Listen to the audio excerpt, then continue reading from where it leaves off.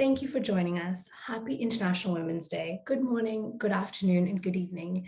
Your Excellencies and guests, thank you for joining us today for this exciting event. My name is Shamini Selvaratnam, and I will be your MC. We have a phenomenal panel of trailblazing women joining us today at the Climate Investment Platform hosted event. Launched at the Climate Action Summit in 2019, the Climate Action Platform is a partnership of United Nations Development Programme, UNDP, International Renewable Agency, IRENA, and Sustainable Energy for All, with coordination support from the Green Climate Fund. The platform's focus is to help close the financing gap for early-stage clean energy projects in developing economies, to ensure they can quickly scale and replicate their efforts on the ground. The platform's efforts to catalyze finance will support the ambitious UN energy promise to bring energy access to 500 million people by 2025. That brings us to today's panel. The lack of modern energy access has a female face. Hundreds of millions of women toil in smoky kitchens and spend nearly 40% of their household incomes on inefficient renewable energy sources. In households which use firewood, women spend up to 18 hours a week collecting fuel, which could be otherwise spent on education, income generation, or play. Women give birth in darkness, risking maternal and infant mortality. The disproportionate impact of lack of energy access impacts the overall quality of women and overall quality of life of women and girls. Despite these conditions, women entrepreneurs cultivate and grow enterprises as they strive towards economic independence and income generation. Our first speaker is no stranger to supporting women entrepreneurs. It is my honor to welcome Her Excellency Minister Mary Ng, who is Canada's Minister of International Trade, Export Promotion, Small Business, and Economic Development. Minister Ng has 20 years of experience in the areas of education, women's leadership, job creation, and entrepreneurship. She immigrated to Canada from Hong Kong with her family, growing up learning about the struggle and eventual success that many new immigrants experience in Canada. Minister Ng, the floor is yours.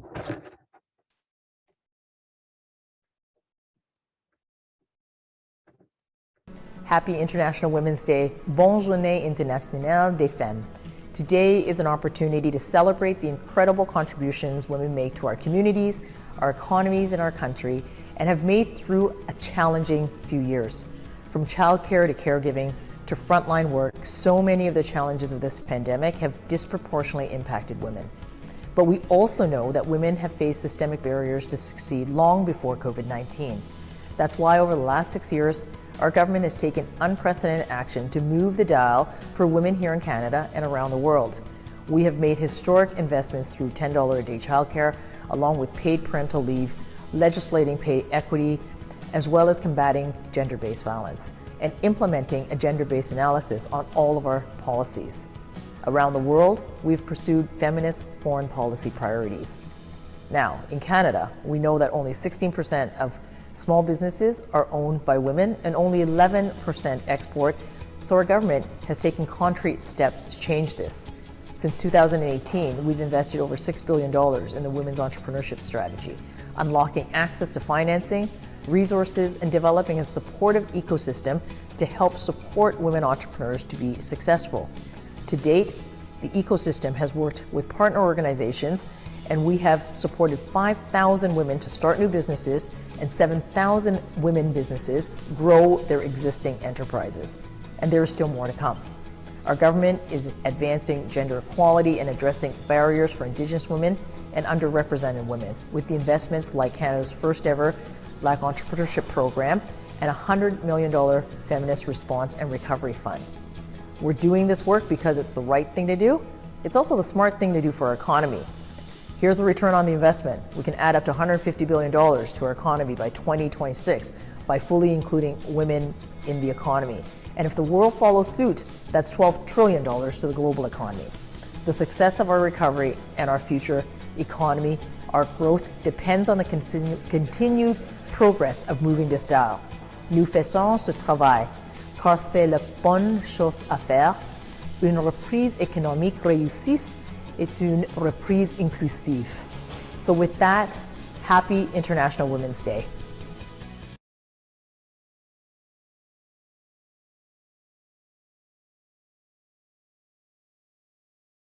Thank you for sharing the fantastic job Canada is doing, Minister Ng.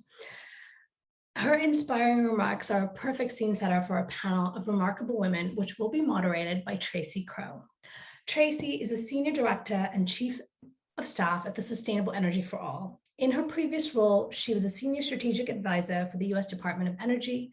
She's also managed a Secretariat for the Clean Energy Ministerial. Welcome, Stacey. I'm delighted to welcome our panelists. Usha Rao-Monari is the Associate Administrator of UNDP. She has 30 years of investment experience, particularly in the infrastructure area. She's previously served as the CEO of the Global Water Development Partners and has held several high positions at international finance corporations. Welcome, Usha. Ms. Gauri Singh is the Deputy Director General of IRENA. She's decades of experience in renewable energy policy, advocacy, and project implementation. Before joining IRENA, she worked with India's federal government and was responsible for leading the development of the National Solar Mission of India. Welcome, Gauri. Aminata Dumbuya-Jarr is the CEO and founder of the Freetown Waste Transformers. Together with partners, Aminata successfully implemented a waste-to-energy pilot that was scaled across Freetown.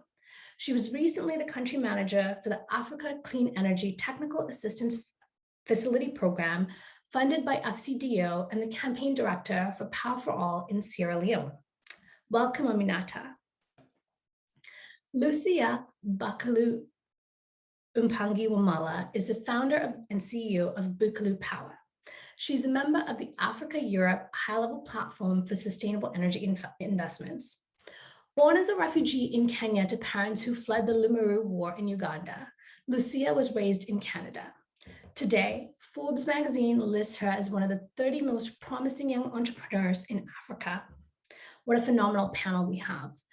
Welcome, everyone. And Tracey, over to you to take it away. Thank you so much, Shamini, and I am delighted to be the moderator of this launch of Empower Her, call for proposals to support women energy entrepreneurs.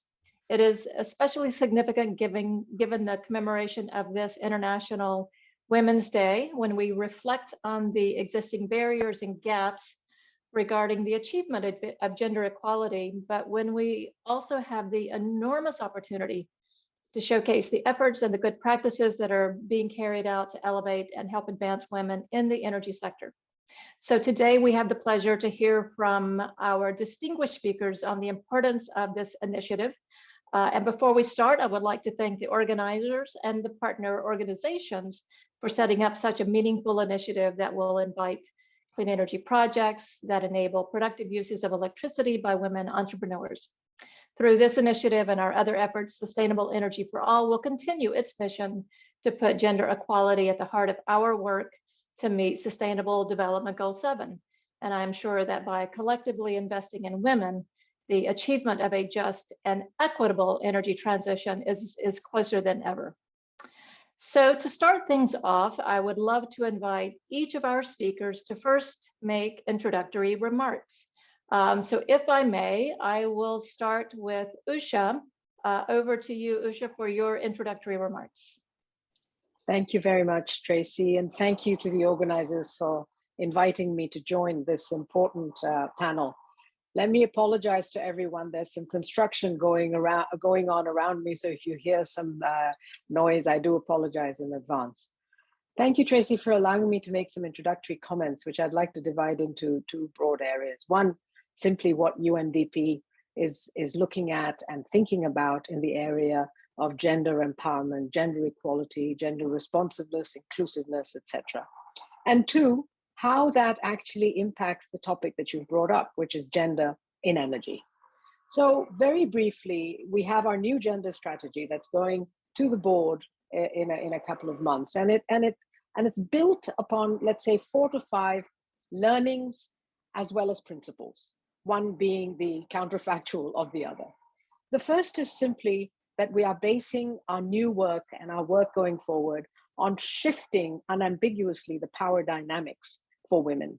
This means moving towards a more shared power and equality situation in all the countries, particularly in the least developed countries, where gender is impacted in a much larger way than in other countries. The second is more sophisticated data and analytics, which are needed to address the complexities of gender inequalities. We took a very large step backwards and we said, why is it that gender is still where it was 2 decades ago? I exaggerate to make a point, yes, but it's not that different. So one of the things we identified is we don't actually know what is causing the inequality or the imbalance or the lack of equilibrium in the system. And so we believe that a focus on data and analytics is vital. Third, we also believe that integration and scale up for impact is absolutely important. And in that respect, I mean, bringing gender into all discussions, every discussion. For example, our climate promise, where we work with over 100 countries in their NDCs and their climate ambitions, we make sure that gender equality and inclusiveness is a fundamental part of their commitment. Fourth, we also believe that there's a somewhat forgotten voice in this whole debate, and that is the voice of the grassroots and women's organizations who can actually give you a very reality-based indication of where the inequalities lie, where the gaps lie, and so on and so forth. It's something UNDP is going to be doing much more as we go into our new strategy period. And finally, and perhaps importantly, given my background, financing matters. How do you finance this move towards gender equality? If I look at gender as an investable space, if I may put it that way, it is the least funded space in all development issues. I find that pretty shocking. To conclude my remarks, I just want to give some statistics which really upset me last night when I collected them. Gender diversity in the energy sector, we all know, is vital for driving more innovative and inclusive solutions and clean energy transitions all over the world. So that's a given as far as I'm concerned. However, women's participation in the energy sector is below that of the broader economy. Despite being almost 50% of the global labor force, only 32% of the labor force in renewables is women. Fewer women reach senior roles in the energy sector than in the broader economy. Even in my old sector, which is water, women occupied far more senior positions than in energy. A study by IEA, if I'm not mistaken, analyzing 72 countries, found that women represent only 6% of ministerial and policy-making positions. So how do you influence the trajectory? It also shows a lower participation of women at the board level.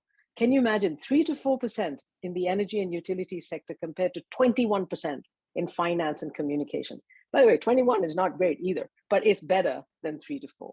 And finally, even in the dynamic area of startups, and I'm very delighted to meet my co-panelists here, only about 11% of energy sector founders are female, compared to 20% across all other sectors. So what are we looking for as we go forward as UNDP? We're looking for a few things: data and analytics, greater education for women, both at all levels, greater participation of women at all levels, and then finance to accelerate the transition towards more gender equality in the energy sector. Thank you, Tracey. Back to you. Thank you. Thank you very much. And what you've laid out gives us all something to think about and can spur lots of conversations even beyond what we have here today. Gauri, over to you for your introductory remarks. Thanks, Tracey. And it's great to be here on this panel, especially because of the very interesting initiative that's being launched. And we, as partners of the CIP, have been following the progress of this platform very keenly. And I think bringing on this initiative of EmPower is really very critical and very timely. So at IRENA, as you're aware, being a very specialized energy agency, and if I look back on where we are and where we've moved to in the last decade, clearly in the energy space, just as Usha very correctly pointed out, if I look at it overall, what you see is just about 22% women participate in the energy space. While in the renewable energy space, I have to say that things are slightly better with about 32% women participation. But then, you have to really analyze what this 32 really means. And when you look and dig deeper, then you find that many more women are in occupying administrative positions, which is fine. But then there are many more areas of work that can be taken up by women, but there clearly seems to be barriers that need to be overcome. So at IRENA, I think our management really believes in walking the talk, and in our senior management and the professional staff, we have really gone the extra mile to make sure that we have a well gender balanced agency. So it's a small specialized agency, but we take the additional step to make sure that we bring in women who are in the sector and we want and are passionate about it. So, very interesting work has been done by IRENA over the last decade, and especially, if I look at the work that has been done on the analysis of looking at the renewable energy space, the jobs with a lens of gender, that's really unusual because, what we've done is really analyze the entire value chain, looked at, where the jobs exist and how does the gender balance really play out. What you really see is that there are a lot of jobs in renewable energy, and this is pretty much the same situation whether we look at solar PV or we look at wind, which is also what we've analyzed. But it's what really comes through is that there are many jobs that are available which require maybe education of a higher secondary level, but with the vocational skills that would enable women to take on these jobs. So the gap really is that I think we need to consider the social and the cultural barriers that impact these decision making, the lack of awareness about the capabilities of women to take on these jobs. And then there are, of course, a small percentage of jobs which are more geared towards, STEM, the science, technology, and maths kind of areas. But you do find women, but then they don't really find that this is a sector where they have companies that have policies that have a positive bias towards hiring women. So I guess we'll talk about that later, but there is this really big body of analysis that we've done over the years, looking at the various aspects of gender and looking at policy levers that would actually get governments and companies to look at a more actively looking at hiring women. Thank you, Gauri. And I know that at least at SEforAll, and I'm sure many other organizations really find huge value in the research and the analysis that IRENA is doing. So thank goodness you're doing that. And thank goodness that's out there for us to know where we have a benchmark to work from and to work towards higher levels, certainly of women in the energy sector. All right, and then moving to get some different perspectives now. Aminata, if I could ask you for your introductory remarks. Sure. First of all, happy International Women's Day to the amazing panel. I'm honored to be in the midst of such honorable women. My company, Freetown Waste Transformers, I would like to say that it took us about 7 years to be able to raise financing and possibly now scaling. And it doesn't have to take 7 years, right? We have an urgent challenge at hand to, get to energy access. Why is it taking so long for companies to get access to financing. And I think for me, I've worked both on the technical assistance side of things and also as a entrepreneur. We've been able to do a lot of work here in Sierra Leone to put together the enabling environment and the ecosystem to support private sector participation in the sector.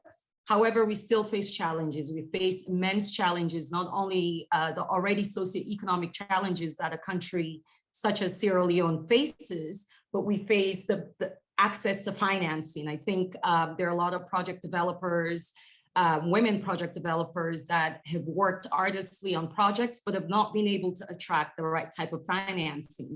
And when development partners are looking to come into countries such as Sierra Leone or, developing countries, I think it's pertinent that they not only have the bilateral discussion with governments, but they also need to engage private sector very early on in the designing phase of any project. Because one of the things that we're facing here is that there are a lot of projects that were designed and put together without proper engagement, both from the private sector in general, or even bringing women on board in consulting early on. I think for women to be attracted to the sector, I think there has to be intentionality in how we cultivate and build even the girl child into getting into energy. So the tertiary, all the way from secondary school to the tertiary system, they need to be encouraged to get into STEM. They need to be encouraged and be talked to about the energy access gaps and the needs for them to be able to come into the sector. That is my opening remarks. Thank you very much. And I think you make a great point about when development partners are going into countries, making sure they're including both the private sector and the governments, and it's inclusive in the design and development of projects. All right, moving over to Lucia for your introductory remarks now. Good morning, everybody. It's such an honor to be here on Women's Day. As I'm listening to everybody, I kind of forgot what I wanted to talk about.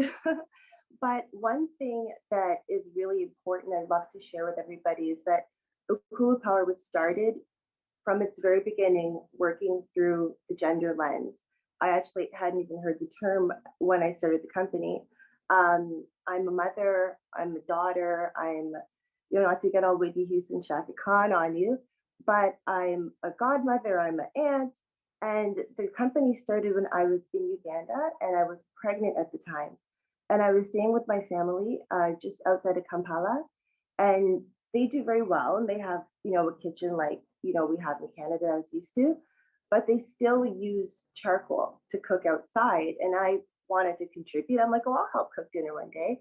And I was pregnant and I just wasn't very good at it. And it really set off something in my head that, like, it just didn't make sense to me why they still had to live like that when the family does very well.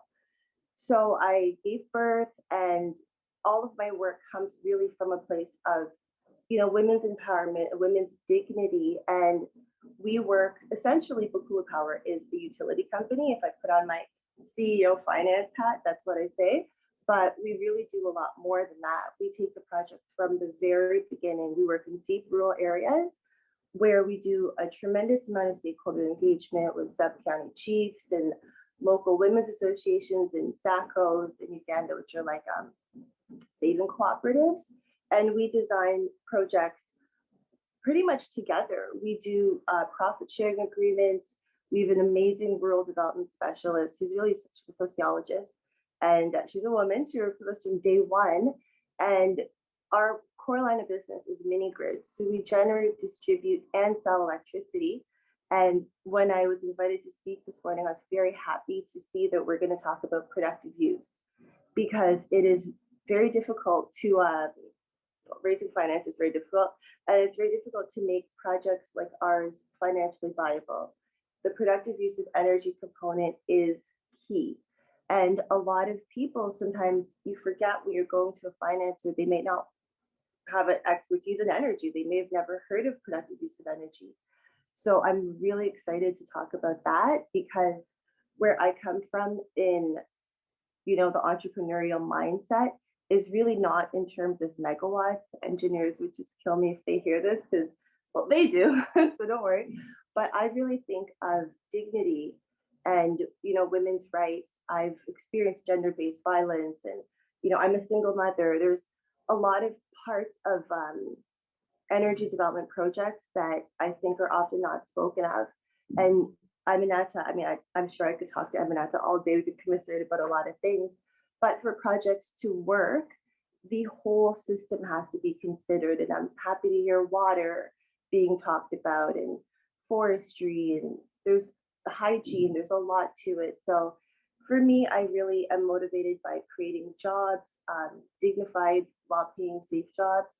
And little bias, Uganda is so beautiful. And so the environment inspires me a lot, because I definitely want to preserve it. Right, thank you. And it's very good to hear about your start and your company. All right, so moving into our questions after that very inspiring start with our opening remarks. Usha, I'm going to come back to you with the first question, which is, how can access to clean energy create the socio-economic benefits, in particular for the women end users? Thank you, Tracey, and thank you, fellow panelists, for very, very inspiring remarks. Really, I learned a lot just listening to all three of you. Tracey, look, from my perspective, access to energy, clean energy, is key to women's economic empowerment in general. If we look at the history of women's intervention or engagement with energy, it's been around household tasks, cooking, clean cooking, having to provide that basic service for their family in one way or the other. So one of the things that is absolutely crucial is freeing up women's time from unpaid domestic and care work, if you will, through basic infrastructure and access to clean energy, which actually then would open up many more opportunities for them. So what we are doing here in UNDP is really a few things. One, we are in fact trying to speed up and accelerate investment in distributed or decentralized renewable energy solutions. And I think some of our co-panelists are very, very much more familiar with that than perhaps I am. And this is particularly important in the hardest to reach and in crisis context, because centralized, traditional architecture just doesn't work. So through strategic partnerships and stakeholder engagement, we're trying to increase access to clean and affordable energy for, let's say, 500 million people. It's a bold goal, but we think an achievable goal, particularly when we bring in the aspect of gender equality. We also include components in our project specifically focusing on gender equality and social inclusion through the provision of productive use and use in general of energy technologies. And this is done by specifically targeting women-led businesses and the adoption of such technologies. So let me give you a few examples, and I'll turn it back to you. In Yemen, for example, one of the most fragile areas in the world, with our support, a group of women have set up a private solar microgrid near the front lines of the conflict, bringing much needed electricity from clean energy, right, to their community and earning an income. So there's a business model there that works. There's an infrastructure architecture also that works. In Peru, an energy school trains women to become clean energy entrepreneurs by teaching them to install, maintain, and commercialize solar panels. This goes to Gauri's point about education. It's crucial. I also mentioned that in my opening work. Crucial to teach women what it means to have access to energy. And finally, in India, we're working with a group of women entrepreneurs to produce face masks and other sort of hygiene equipment using solar-powered electric sewing machines. Now, what has that given them? That has given them freedom to produce, freedom to earn income, but also the ability to work with a renewable energy source. So I think what is really, really important for us in UNDP is simply that when it comes to clean energy, we think women are vital enablers and accelerators of the move towards the use of clean energy at all levels. But this has to come with some of the things I talked about: data, finance, education, etc. So this climate investment platform is a wonderful sort of platform in order to put out some of these messages as well as show some examples. Thank you. Back to you. Thank you, Usha. And I think you listed out very well: data, finance, education, and then going back to someone else's remarks about intentionality. We have to be intentional about doing this and focusing on equality.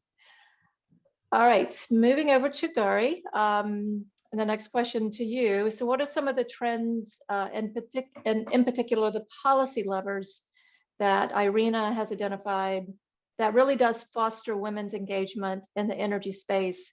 And then taking that a step further, what additional support and resources do you see are needed? What does your analysis show are needed to help maximize these trends? Thanks, Tracey. I think what I'd like to start with is maybe, give you just an overview of what our very large survey about women in the energy space, in particular in renewable energy, actually came out with. We did manage to have almost 1,500 women and companies and other institutions take part in that survey across almost 140 countries. So it's really given us very valuable insights on, on some of the areas that are clearly barriers, which might be in the form of, lack of a supportive environment, and lack of family-friendly measures, the need for extending and expanding the mentoring and the network opportunities, the training opportunities. But very interestingly, what it's also thrown up is that if you're looking at the responses that came in from respondents in Europe and North America, they were more likely to put cultural and social norms as being the barriers. Whereas if you looked at respondents from other regions, they were more likely to select lack of skills and training. So it really, it tells you that there's really a very wide range of areas that are leading to the situation as it exists. And, and more than half of the respondents actually cited improving access to finance and mainstreaming of gender perspective in the energy access programs as also being extremely critical. But let me actually give some examples from much more on the agriculture and this nexus between agriculture and energy. First of all, I think we need to break a few myths. Normally, agriculture, you would imagine, and that's the myth that goes around, that most of the agriculture activities get done by men, and that's absolutely a myth, if I can say that, because most of the real hard core agriculture activities, except marketing and maybe purchase of seeds, etc., is all handled by women. So, most of the agriculture ministries and departments that you would talk to would probably not even take that into account. So, I mean, what kind of policies would you expect to come out when they're really not focusing on the constituency that they need to talk to? And that's pretty much the case, even if I look at clean cooking, clean cooking. And you'll be surprised to know that if you actually, we can talk all that we want to, about getting clean cooking solutions. But if you actually start looking at who in the government is really looking at providing the policy framework, the incentives to promote this, I think we'll really be shocked, because there's really no strong coordinating point that's focused on this. So, the whole focus of some of the very key activities that impact the lives and, the way women look at themselves, and, if you have to empower them with solutions, they are not just not being designed with them in mind, but the most of the policies don't even talk to them. So I think it's critical to realize this and get this message across to governments that that programs and implementation has to be designed keeping the focus on women, because otherwise you can end up and I think Aminata spoke about it, Lucia spoke about it, you can end up having a set of policies and programs that are really not speaking to their constituency. So our take on this is that when we do these assessments, we also try and bring out this element very strongly. And I think the local banks, and that's something I'm really, I speak about it a lot, that it's great for international cooperation to come in and support, but unless you have the local banks and the ministries of finance supporting these programs, these are not going to go anywhere.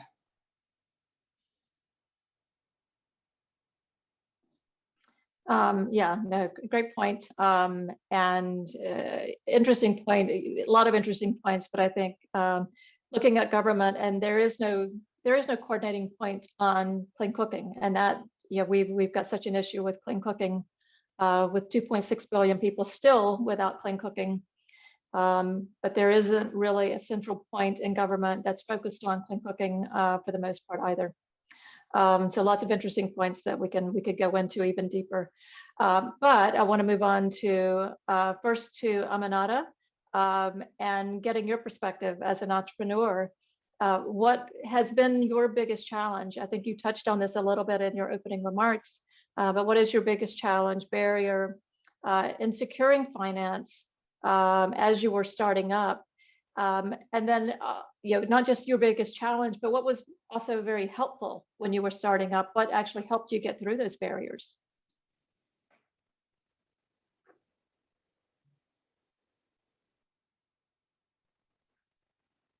I think you're still on mute. Maybe technical difficulties. All right. Hi, can you hear me? Yes. Okay, sorry, it wasn't unmuting. Yeah, as I mentioned earlier in my opening, access to finance was by far the most challenging barrier to overcome. As an entrepreneur, I found myself having to basically leave my company to work as a consultant in so many different areas so that I can support myself. And even when at times there were support, right? It'd be like in the form of a technical assistance facility. You get the technical assistance, but it's someone else coming in supporting your business, whereby if that technical assistance was structured in a way that it supports you as the entrepreneur to actually be able to pay yourself, pay for your time to develop your project, you'll be able to achieve a lot more at a shorter period of time. So a lot of people don't talk about this. We generally just say access to finance, but you're there with your vision and with your project, but you're also hustling and working so many different other jobs, to be able to make your project work. I think we need to look at it another way. Sometimes it seems as though investors, they trust the project, but they don't trust you as a developer, right? They'll say, okay, we're going to fund you, but we're going to rather pay other people to come in and drive your project forward. But one thing that I found useful, and I think, needs to be elaborated on, is having a network of other women that you're able to talk to, share lessons, so that you're able to cut down that time, right? Because, when you're able to share, that, okay, that's not the route that I should go to because it didn't work for this person. So we need to be able to shorten the time that it takes to get financing. And it doesn't have to take anyone 7 years to get financing. No, completely agree. And great points as well. about the difference in technical assistance and what it should be doing versus what it is doing. And they need to trust you and not just the project. Lucia, same question over to you. And in your experience, what has been your biggest challenge in securing finance? And then, you know, what has been helpful to get through those challenges and barriers? Absolutely. I mean, I don't know if you saw, I was vigorously shaking my head as Aminata was speaking. Oh, it's so nice to speak to someone else who really, you know, it's a very different perspective when it's your credit card, it's your name on all the legal documents, it's you who's, you know, even been fortunate to have people who are willing to join the crazy journey to try and do something like this. So Aminata, we can start that group right here, me and you on Women's Day. It is very difficult. And like Aminata said, we've been fortunate to get technical assistance. And I mean, the most helpful technical assistance we've had is from a group called Open Capital Advisors. They're very, very active in East Africa and they're great. And there is a difference between like technical support and investment and like being a co-developer. I think there's a lot of ways we could kind of restructure those things, because it's like Aminata said, they're like, oh, the project's amazing, it's fantastic, and your technical support, we were very fortunate. They were very helpful. They helped us refine our business model and refine our pitch deck, and every individual in the company is just outstanding. But then when they look and they say, oh, well, the company itself is new. So it's difficult, because then you find yourself in this chicken and egg situation where it's like, I have this theoretical amazing thing that everyone seems to agree is great, but nobody wants to, you know, really take that chance. So it is very difficult. We have been self-financed. I mean, it's a family company. Me and my 5 other siblings are all shareholders and have really used our own money. And it's a lot of sleepless nights, and it's a lot of just adjusting. You try and do something and then you adjust. And it makes me so happy to hear, sorry, I'm kind of fangirling Aminata right now, but it makes me so happy to hear that she's in those conversations, those policy conversations. And I'm very fortunate to have been in them in the EU, and then even really locally in Uganda with our main regulator. And I think in terms of the gender aspect, locally in Uganda, we're very fortunate. Our energy minister is a woman. The head of the electricity regulator is a regulating body is a woman. Even the rural regulator, I mean, even the oil company, they're women. So that's amazing. But it's certain policy aspects to it where we're working on it. I'm very happy they called me to my team to work on it. But developing in Uganda is very challenging. And I commend Aminata, like I commend myself, because it takes trying to do it, right? It takes doing it, being in it, and then talking about it. Like today's event is amazing because I think, you know, I even shared a little bit more than I was going to, because it, you know, you feel like, okay, you're not the only one. And I think with more of us speaking to each other and having other industries, like I'd mentioned, water, forestry, for us all to speak to each other, we can have projects that are successful and make the investors happy. No, that's great. And so glad that everybody is being able to connect just through this platform. But this initiative is going to create so many additional connections as well. We've only got a few more minutes, but I want to take the time. We've got a couple of other questions. We'll probably get to one of those, and I'll just put it out there and see who wants to take it on. So what do you think is a missing piece in ensuring that women's entrepreneurship and energy is really seen as a critical strategy to ensure last mile energy access? So what is the missing piece to make sure that it really is part of that strategy? And anybody want to, Lucia? Sure. I saw that you were not muted, so that's why I just went to you. Like she's ready to talk, but I would love to even just quickly say that I think expanding the idea of electrification and productive use, I feel like, sorry if I'm saying the same thing over and over, but I feel like people tend to think of just engineers and just megawatts. I think understanding that, you know, community engagement is huge, water is huge, waste management is actually very interesting to me, but waste management is huge. I think that I'm not an engineer. And if I had this idea, no, I have to be in STEM, I have to be an engineer, I would never bother.